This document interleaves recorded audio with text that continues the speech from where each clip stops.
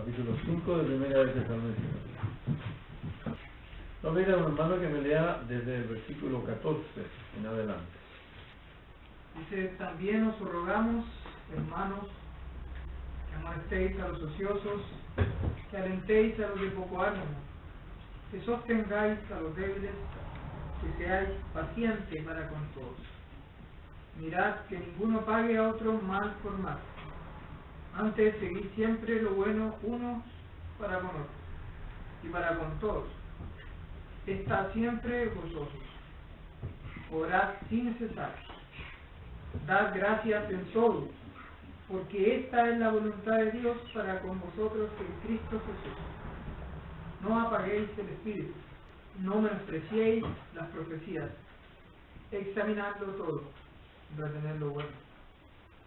Absteneos de toda especie de mal, y el mismo Dios de paz os santifique por completo, y todo vuestro ser, espíritu, alma y cuerpo, sea guardado irreprensible para la venida de nuestro Señor Jesucristo. Fiel es el que os llama, el cual también lo hará. Hermanos, orad por nosotros. Saludad a todos los hermanos con ósculo santo.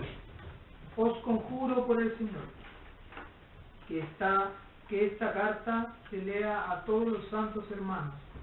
La gracia de nuestro Señor Jesucristo sea con vosotros. Amén.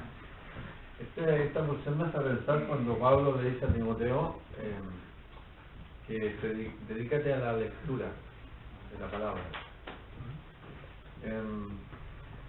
Es como el apóstol Pablo encarga que estas cosas se lean en la iglesia, o sea, que sean comunes, que las lean, ¿ya? Y aquí en esta lectura, por supuesto, hay muchas cosas para meditar, pero yo voy a hacer un bosquejo y voy a recalcar solamente, por razones de tiempo, esta es una lista de mandamientos para la iglesia.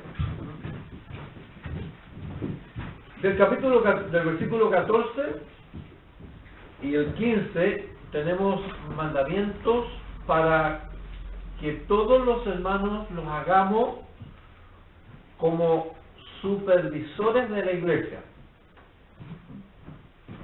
La Biblia dice que los obispos son los supervisores de la iglesia, pero también nosotros tenemos que supervisarnos los unos a los otros. Así que estos mandamientos son de supervisión. Primer mandamiento dice el versículo 14: también os rogamos, hermanos, que amonestéis a los ociosos. ¿Se fijan que esto es algo de preocuparse, ver que no hay algunos hermanos que estén sin hacer cosas? Hay dos tipos de ociosidad: la ociosidad espiritual y la ociosidad del trabajo. Yo creo que se refiere en gran parte a las dos. Y una de las labores de nosotros como supervisores de la iglesia es amonestar, no dice regañar, amonestar, o sea, animar, ¿eh? Una manera de amonestar, por ejemplo, hermano que no esté trabajando: mira, te conseguí un trabajo, estoy orando para que el Señor te dé algo que hacer, y mientras tú te consigues un trabajo, mira, hay esto que hacer para el Señor. Siempre nosotros debemos de supervisarnos entre uno y los otros, que siempre estemos activos haciendo cosas, porque la ociosidad, como alguien dijo, es la madre de todos los vicios, ¿verdad? Bien, el otro mandamiento que viene a continuación, ¿cuál es? ¿Cuál es el otro mandamiento de supervisión? ¿Ah? Ya, entonces tenemos que supervisar en la iglesia, somos un cuerpo. Hay hermanos que están medio desanimadones, pero también los que tienen mucho ánimo deben de supervisar a los hermanos que no tienen el ánimo que tienen ellos. Y no decir: no, ese hermano no se sujeta a la escritura, no está viniendo a las reuniones, yo sé por qué, que quiere. No, cuidado con eso. El hermano o la hermana tiene poco ánimo, y yo soy un supervisor de la iglesia. Entonces yo tengo que observar, sobre todo a medida que la congregación aumenta, tenemos que ver ese mandamiento. Hay hermanos que no tienen el ánimo, que tienen todo. Hay veces hermanos que están enfermos físicamente también, pero espiritualmente no tienen un ánimo presto. Entonces, hermanos, hay que supervisarlos con mucho amor. ¿Cuál sería el tercer mandamiento de supervisión? ¿Cuál es?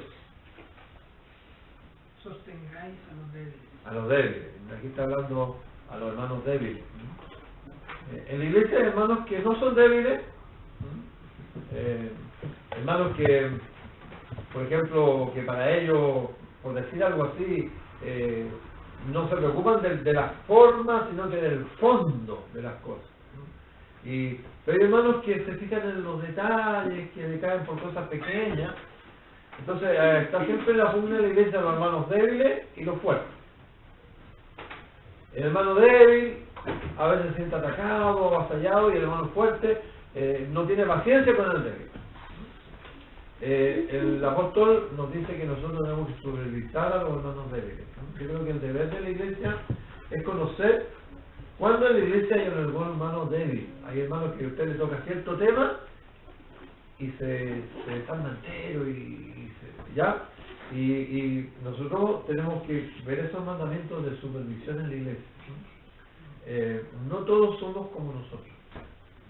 Tengamos esa empatía con los hermanos de poco ánimo y con los hermanos débiles. Es decir, debemos nosotros sostenernos los unos a los otros. Dos versículos anteriores dice que nos animemos unos a otros y nos alentemos unos a los otros. ¿Cuál sería el próximo mandamiento? Este también es un mandamiento de supervisión. O sea, yo tengo que ver que yo tener paciencia para con todos y que los hermanos tengan paciencia unos con otros. O sea, yo estoy supuesto a ver cuando el hermano pierde la paciencia con otro. Perder la paciencia no es un estado así momentáneo de ánimo, sino es que es ya con desanimarse totalmente en su relación con ese hermano.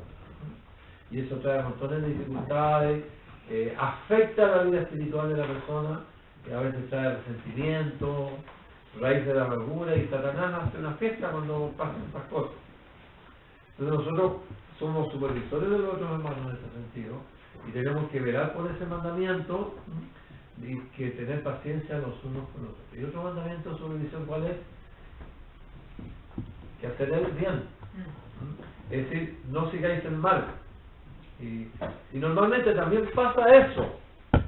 Y en vez de criticar, nosotros tenemos que observar los hermanos que están enojados, los hermanos que están resentidos. Como conversábamos en la predicación del jueves, los que están murmurando, para frenar el ataque de Satanás a la iglesia y velar como supervisores de la iglesia. Este es un mandamiento para todos, que nadie pague a otro mal por mal. Desde que nosotros escuchamos al hermano que ya está hablando de otro, o que está criticando a otro hermano sin que el hermano esté, ya inmediatamente un hermano tiene que supervisarlo, tiene que ser el hermano querido. Si el hermano no está aquí, y si tú estás enojadito con el hermano, enojadita con el hermano, ¿por qué no le obedeces a la Biblia y tú hablas con el hermano que pecó contra ti, te lo gana? Hace cuenta que él tiene más necesidad que tú porque él pecó contra ti, tú no has pecado todavía. Y antes que el hermano se llene de rencor, de resentimiento, de enojo, antes que caiga su vida espiritual, antes que el hermano no pueda ni siquiera pedir perdón por su pecado porque no puede perdonar a los demás, los supervisores de la iglesia, que somos todos, tenemos que velar que nadie pague a otro mal por mal. Así que debemos distinguir cuando dos hermanos están medio peleados o medio enojados, y actuar con ellos, velar con ellos y ayudarlos. El tiempo se ha ido. Yo quería tocar un poquito, pero se los dejo ahora los otros mandamientos. Estos mandamientos son personales, ¿ya? Quizá a usted le haya llamado mucho la atención, por ejemplo, son mandamientos imperativos. ¿Cuáles son? A ver.